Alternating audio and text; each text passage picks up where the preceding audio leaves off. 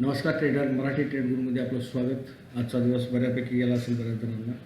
ज्यांनी मराठी ट्रेड गुरुने दिलेले लेवल पाळले असतील त्यांना आज चांगल्या प्रमाणे प्रॉफिट झालं असेल. कारण काल आपण दोन्ही साईड म्हटलं होतं. एका याच्यामध्ये आपण एक विशेष सांगितलं होतं की काल एक आपण 10 मार्चसाठी जो आपण व्हिडिओ केला होता, हे आपलं मराठी ट्रेड गुरुचं चॅनल आहे ना, हे आपण 10 मार्चसाठी आपण हे समोर 10 मार्चसाठी आपण जो व्हिडिओ केला होता, या व्हिडिओमध्ये आपण ज्या लेवल दिल्या होत्या त्या लेवल तंतोतंत आज मार्केटने पाळले आहेत. त्याच्यामध्ये की आपण हिरवा चारा दाखवून बैलाला रोखणार अशी आपण एक शक्यता वर्तवली होती. म्हणजे की मार्केट वर जाण्याची चिन्ह आहेत. कारण गेले 4 दिवस झाले मार्केट वर गेलं होतं आणि कालही आजही मार्केट वरी गेल्यासारखं दाखवलं आणि नंतर कोसळलं, असा त्याचा उद्देश होता. आणि आपण तसं स्पष्टपणे त्याच्यात मांडलं होतं आणि योगायोगाने आज मार्केट त्या पद्धतीने चालले. खरं तर आपण मार्केट पडावं किंवा आपण बेरिश विचाराचे आहोत असं नाही,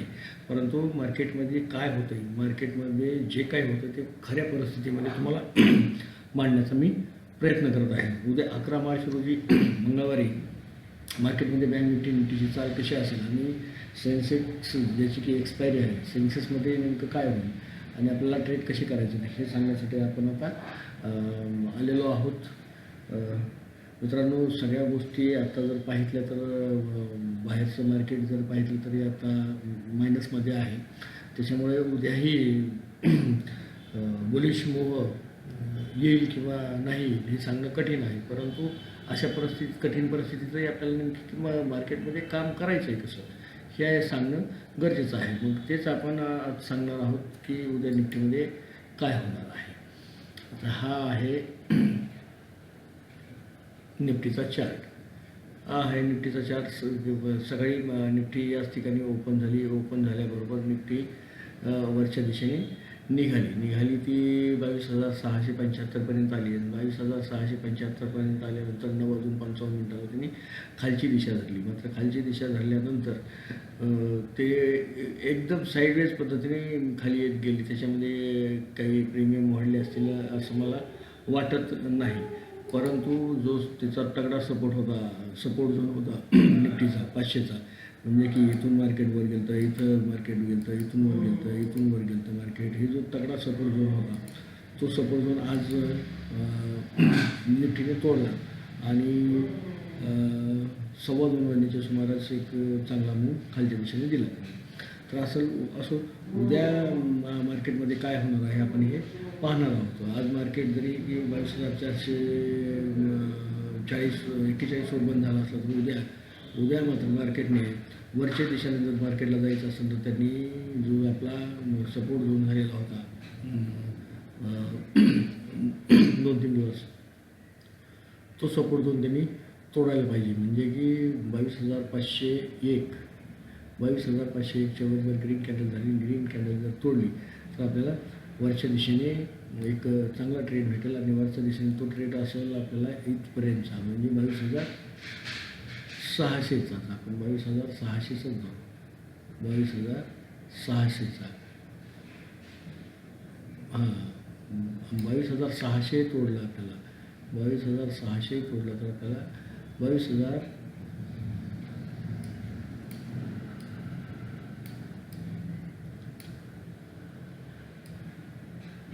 22,675 जिथं की आज मार्केट येऊन पडलं आणि 22,675 हे तोडलं तर आपल्याला वरच्या दिशेने आणखी आपल्याला मूव भेटणार आहे. आता खाली काय होणार आहे, मार्केट खालच्या दिशेने कुठं जाईल, तर सगळ्यात महत्त्वाचं आपल्याला हे आहे की मार्केटने 22,400चा 22,400चा हे जो इथं हे आहे तोडणं नितांत गरजेचं आहे. 22,400च्या खाली एक रेड कॅन्डल झाली. रेड कॅन्डलचा लो तोडला तर आपल्याला पहिलं टार्गेट हे 22,000 डायरेक्ट 300च भेटेल. 22,300च होय, 22,300च टार्गेट आपल्याला भेटेल. आणि 22,300 हे तोडलं तर आपल्याला 22,250पर्यंत खाली येईल. तुम्हाला या ठिकाणी आपण लेवल व्यवस्थित दिलेले आहेत. त्या लेवल उद्या निफ्टीमध्ये काम करायचं आहे. उद्या बँक निफ्टीमध्ये काय करायचं आहे, बँक निफ्टी मध्ये बी तसंच आहे की जो सपोर्ट झोन होता की ह्या 48,300चा, म्हणजे की मार्केट हे इथं येऊन टच करून वर जायचं, इथून टच करून वर गेलं, इथून टच करून वर गेलं, ह्या 3 ठिकाणी टच करून ह्या 2-3 दिवसामध्ये वर गेलं आणि आज मात्र तो सपोर्ट झोन बँक निफ्टीने तोडला आहे. मग उद्या मार्केट काय करेल बँक निफ्टीमध्ये? उद्या बँक निफ्टीची चाल कशी असेल? तर उद्या सरळ एवढंच म्हणणं आहे आपलं की उद्या बँक निफ्टीने समजा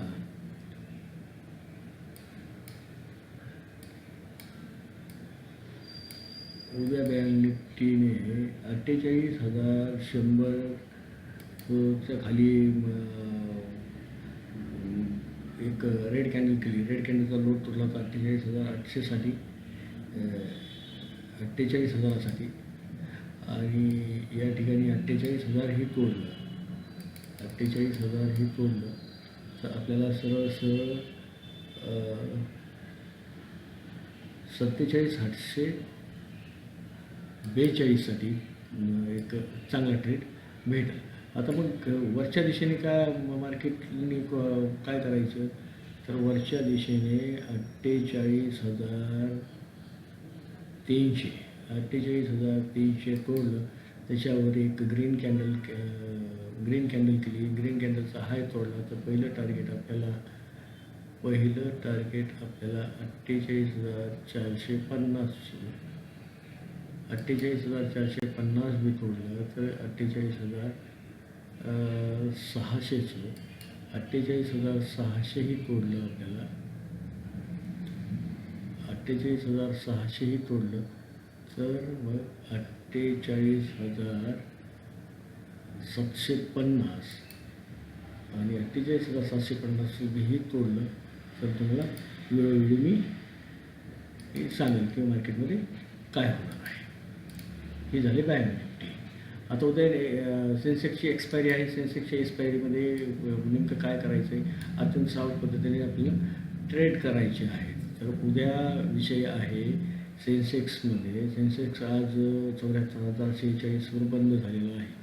74,046वर बंद झालेला आहे. तर आपल्याला 74,200च्या वर एक जर ग्रीन कॅन्डल केली, ग्रीन कॅन्डलचा हाय तोडला तर आपल्याला पहिलं टार्गेट असेल 14,200वरून 14,350, 14,350वरून 74,500, 74,500वरून 74,500वरून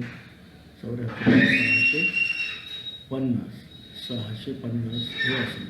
आणि खालच्या दिशेने जर आपल्याला बघायचं असेल तर 73,920 नीट लक्षात घ्या. 73,920 तोडलं आणि त्याचं रेड कॅन्डलच्या खाली एक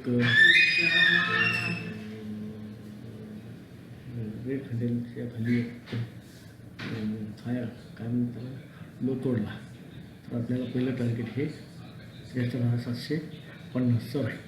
आता ह्या तीनही इंडेक्समध्ये उद्या अत्यंत सावध पद्धतीने आपल्याला ट्रेड करायचे आहे. कारण मार्केट जरी बुलिश दाखवत असलं तरी बाहेरचा डाटा मायनसमध्ये दाखवतो आहे आणि इकडे FID आहे. दोघंही खरेदी विक्रीमध्ये गुंग आहेत. म्हणजे उद्या मार्केट बुलिशच राहील हे सांगणं कठीण आहे. जेवढ्या साध्या पद्धतीने आणि सोप्या पद्धतीने सांगण्याचा मी प्रयत्न केलेला आहे. इथं मी काही माझा हा पेड ग्रुप नाही किंवा पेडनी कॉल आणि खूप आपल्याकडे दिले जात नाही. आपल्याकडे सरळ की आपल्याला जो ह्याच्यातलं कळतं तेवढं तुमच्यापर्यंत मांडण्याचा मी प्रयत्न करतो आहे. दुसरी गोष्ट की या शेअर मार्केटमध्ये जेव्हा गुंतवणूक ज्यांना करायची तेव्हा त्यांनी आपल्या आर्थिक सल्लागारासोबत नक्कीच सल्लामसलत करावी.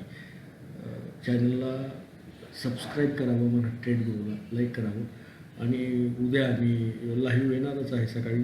त्यावेळेसही सकाळच्या ज्या नव्या लेवल येतात त्या तुम्हाला दिसून येतील. धन्यवाद.